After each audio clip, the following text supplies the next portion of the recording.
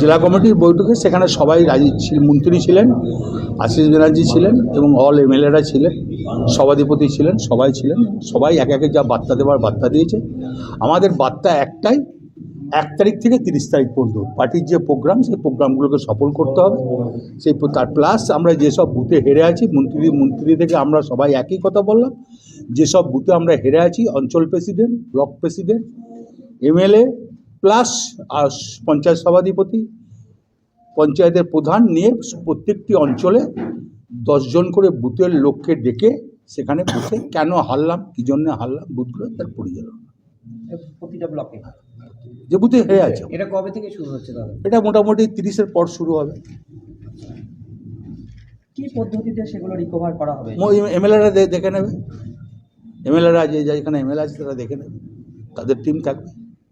আপনার কোনো সভা টভা? হ্যাঁ, আমার সভা আমরা বসবো, আবার আমরা যারা আছি 7 জন বসবো, প্লাস ব্লক প্রেসিডেন্ট বসবো, মেন লিডারদের ডাকবো, বসে আমরা আবার 26 জানুয়ারির পর আমরা বসবো।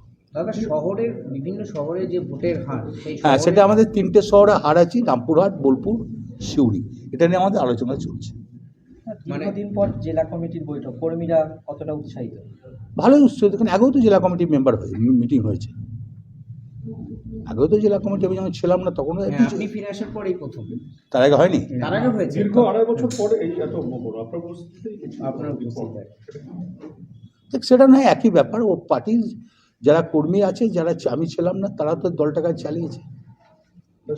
সেই স্বতঃস্ফূর্ততা আজকে কি সেই? না, আমার বক্তব্য, আমি যখন ছিলাম না তারা তো দলের হালটা ধরেছে। স্বতঃস্ফূর্ত ছিল, সবারই ছিল। দীর্ঘদিন পর অনুব্রত মণ্ডলকে পাওয়াতে সবাই খুব খুশি এবং তারা অঙ্গীকার করেছে যে আমরা 11টা সিট বীরভূমে, বর্ধমানে 3টে সিট, 14টা সিটই জিতব।